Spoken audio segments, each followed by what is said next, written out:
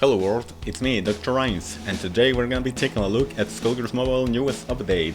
It's update 6.5, so without further ado, let's just get right into it. So this update is pretty much a nothingness update.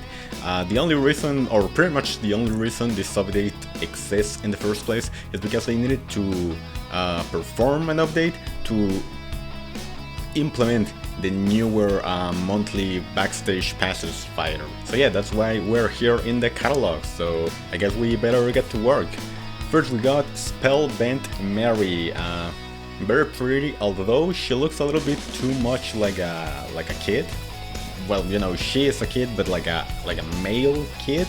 I don't know what the word for that is, but that doesn't really matter. What does matter is her signature ability. So we have Manifestations. Skeletal summon moves grant either regen for a couple of seconds or barrier. The new wording that they are using is basically tells us that only the regen is gonna be timed. The barrier will be, well, timeless. Knowing that, we move on to her second signature ability, which is, well, benefiting from regen and barrier, at least on Psycho Beach.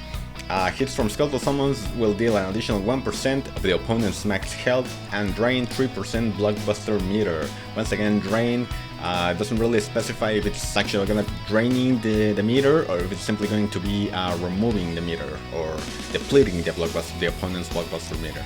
So this is the deal. Whenever you use either a special move or a blockbuster that has the tag skeletal summons, she will gain either the regen or the barrier. And while you are benefiting from those two buffs at the same time, the hits from her skeletal summons will trigger her second signature ability. Now, is she usable? Yes, absolutely. Where can you use her? Pretty much only as a riff attacker. You can also say maybe as a prize fight attacker, but there's way better options for a prize fight attacker. And don't even bother about using her on defense, because although she can get regen and nowadays they have immense synergy with barrier, the buff that she gains is random, well, between those two at least, and also you cannot really bang on the AI using your special moves or your what are they called, blockbusters, indiscriminately. So yeah, a riff attacker, nothing we haven't seen before. Moving on, we got Valentine. She's called Near Death Valentine, obviously. Routine execution. Her signature ability is that she will transfer one debuff from, well, herself to the opponent and inflict them with guard break for 15 seconds after every 7, 6 or 5 seconds not suffering a hit, and this includes block hits. And while the opponent is suffering from a debuff, she will get Deadeye for a couple of seconds whenever she uses a blockbuster. And also, while the opponent has 3 or more stacks of guard break, blockbusters will deal 50% more damage. Now, once again, the deaths have 0 consistency, so her first signature ability will work regardless of if you have a debuff or not. So you can pretty much see this as a after a couple of seconds not suffering hit, inflict the opponent with guard break. Also, if you're suffering from a debuff, transfer it to your opponent instead of whatever this is. Now, personally, I believe guard break and Valentine don't really go well together, because Valentine already has a command grab and also multiple ways to inflict stun on the opponent, so she doesn't really need a way to initiate a full combo on a standing opponent. Although you can forego her stun inducing moves and instead focus on a full all counter venom build, I don't think she's gonna be that good. Especially considering Valentine already has diamond variants that are very heavily DPS focused. Although I could be wrong, 50% extra damage on an already very hard hitting blockbuster could be game changer in some scenarios. If anything, you can get her for her special diamond visual effect, which in my opinion at least is very bothersome. Now, whenever a unit dies, that means either Valentine being your point fighter, well, this Valentine being your point fighter, or your opponent dies, all of the screen will get distorted and devoid of color. Yeah, absolutely hideous, up there with Deal Breaker using a blockbuster. Absolutely horrible. Please put a toggle in the game that lets us disable the diamond special effect, because my poor eyes can't take any more punishment. Now we got Chaos Theory Double. She looks better pretty, at least. So her first second ability, when transmuting, she will inflict bleed on herself and gain enrage for a couple of seconds each. And also when transmuting to the light element, she will gain blessing. I'm guessing 1 stack of blessing. And her second second ability is whenever you dash attack, you will remove all bleeds from yourself and you will drain a percentage of health per bleed removed. So let's say it's at max level it's 50%.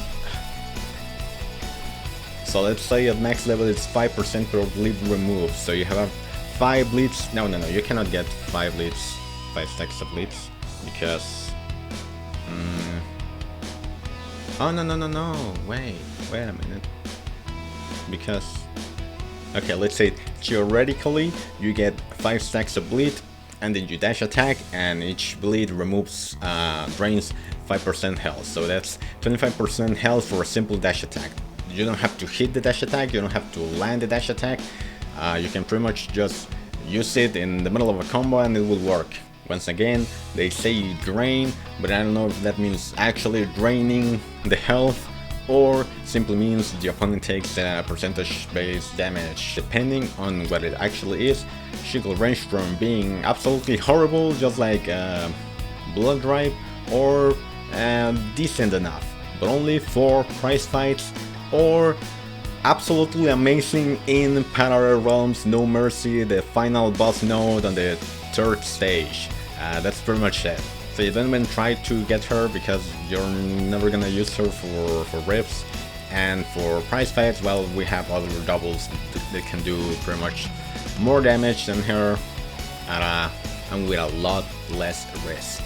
She might have been a little bit better if she came out like a couple months ago. We'll get into why a little bit later. So yeah, long story short, she sucks, don't worry about her. Moving on. We finally get to the good ones, to the heavy hitters.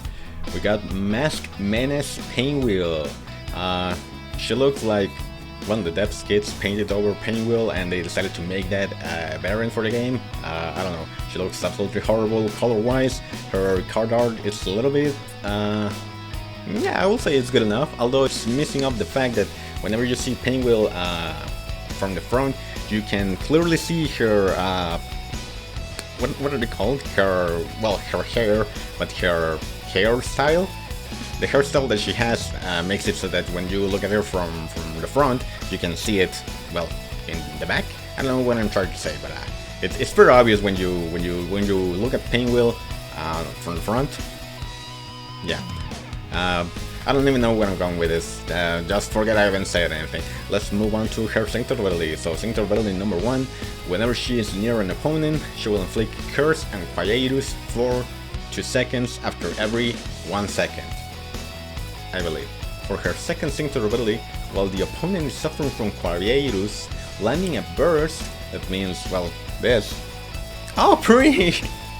That's actually a very good detail. So whenever you get a diamond variant, they always come pre-equipped with a level 3 blockbuster. But her Masked Menace Pinwheel, she instead comes equipped with a burst. Okay, I guess I can't be mad at that. Anyway, where were we? Yeah, landing a burst inflicts permanent doom for 15 seconds and heals a percentage of health. This doom will be removed when the opponent gains a buff or when Pinwheel dies.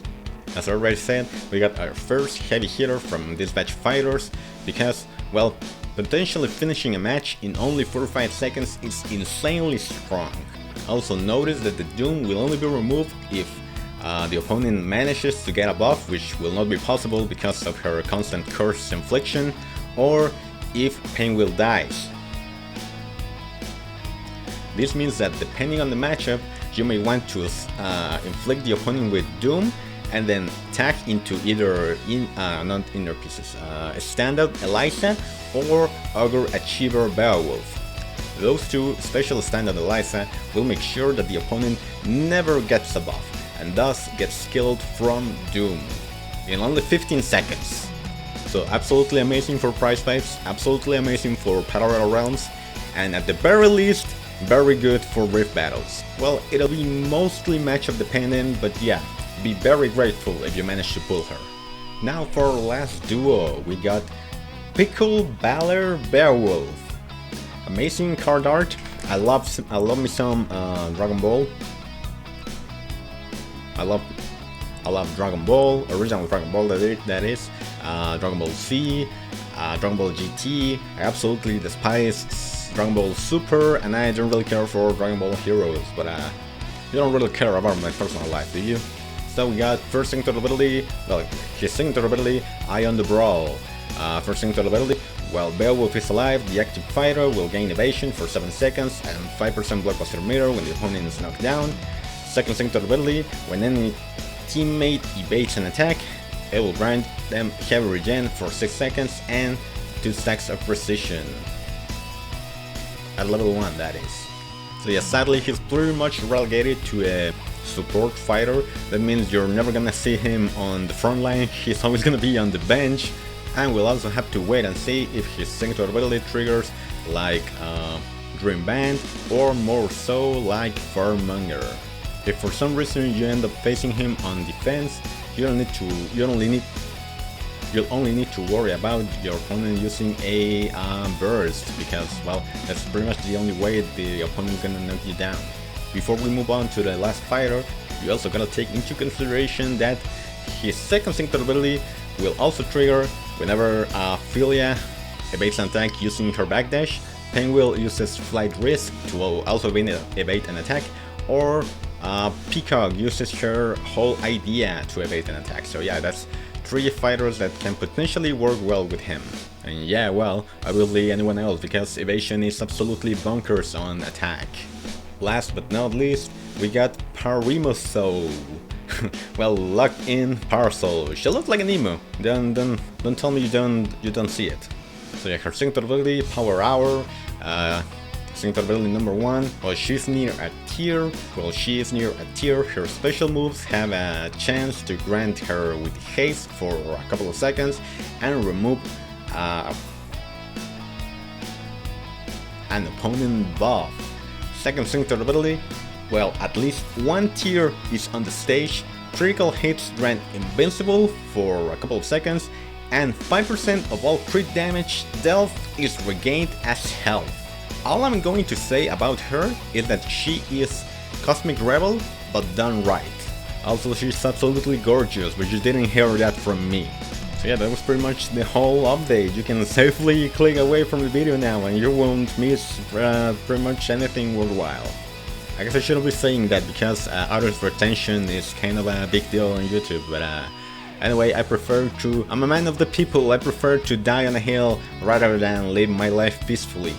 Anyway, the previous Backstage Pass fighters will be periodically introduced to the shard exchange store that you can see right here. The next ones in rotation are Great Danger and Palace Plunderer, but yeah, we're really curious about that.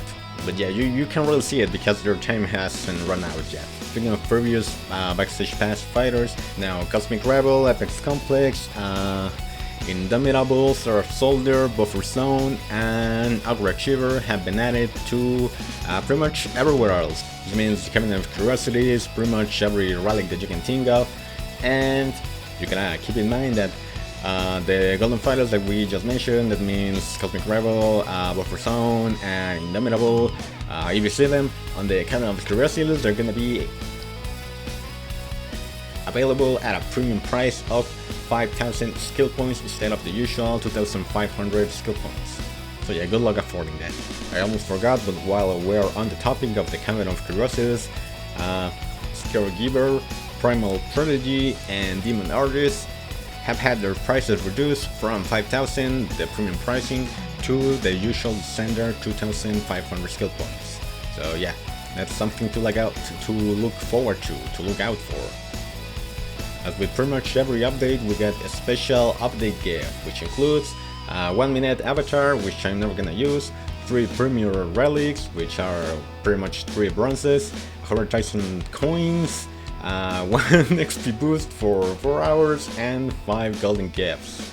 Yeah, this sucks, But as I told my dad when he went to Paris and he only bring me a Swiss knife, no, my dad told me, it could have been nothing, so be grateful or I'll kick your ass.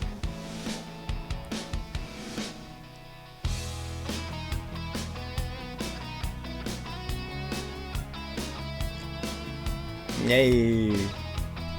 We're almost at the end, but first we're gonna talk about the viewing parlor. Today it got changed and now it offers better rewards. As you can already see, the coin reward is better. You can now also get Theonite from here, from watching ads, and also the bronze relic fighter got removed for some reason. And also I believe the small XP treats, I believe those were also removed.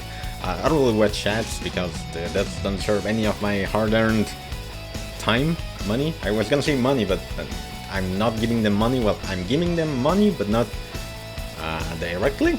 They get money from you watching an ad, but you're not giving them money. You're basically working for them, and they don't pay me enough. So yeah, not only did the prices got changed up a little bit, but also you can now watch ads back to back, like Drake. Back in my day, you had to wait 2 full hours between each ad. Later they changed it to only 5 minutes per ad, and now you can watch all 5 of them in a row, as long as they are ads available for you. Also ad related, but now whenever you go into the main menu, you have a chance to get an ad pop-up, well, more like an optional ad pop-up. So yeah, think about it like those offers that you get from time to time, except instead of you paying for them, you watch an ad and then you get the reward. As far as I can tell, the rewards you get from those set pop-ups are a little bit worse than what you get from the viewing parlor, because here you get 50 Theonite, and if you get the other thing, you can only get 10 Theonite. On the other hand, you can get 2 medium XP treats, but with the optional ad pop-up, you can get up to 5. So yeah, I don't really know the conversion ratio between the way you watch ads, and I also don't really know if there is a certain way for you to trigger them intentionally, like you have to play a certain amount of matches or a certain amount of playtime. Yeah, I don't really know the requirements per se, but as I already said, I don't really watch chats, so this in particular doesn't really concern me. But as a content creator, I guess I should be doing a more true job dissecting this, but for once I'm not gonna do it. I am no longer a man of the people, now I am evil, or good, since I was already evil. I don't know, too complicated to think about it now. So that is gonna be pretty much everything for today. There's only a little more things that we have to pretty much lace through. So yeah, they fixed some bugs, which include the toes hitbox being absolutely huge, like way bigger than it should be. So yeah, now you can safely click on the X, on the little X that they have, and now well, you no longer have to go to the backstage pass or to the daily mission center. Mission control, excuse me. Instead, you just close them and continuing on. They also fixed the 3x speed for manual battles. You can no longer do that. But why would you want to do it in the first place is beyond me. And finally, remember that thing I told you about Double a couple of minutes earlier? Now she will no longer transmute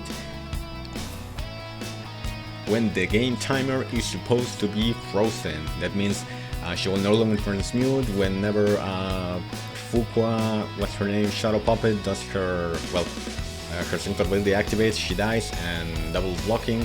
Yeah, she will no longer transmute during that portion of time, during that time period, I guess.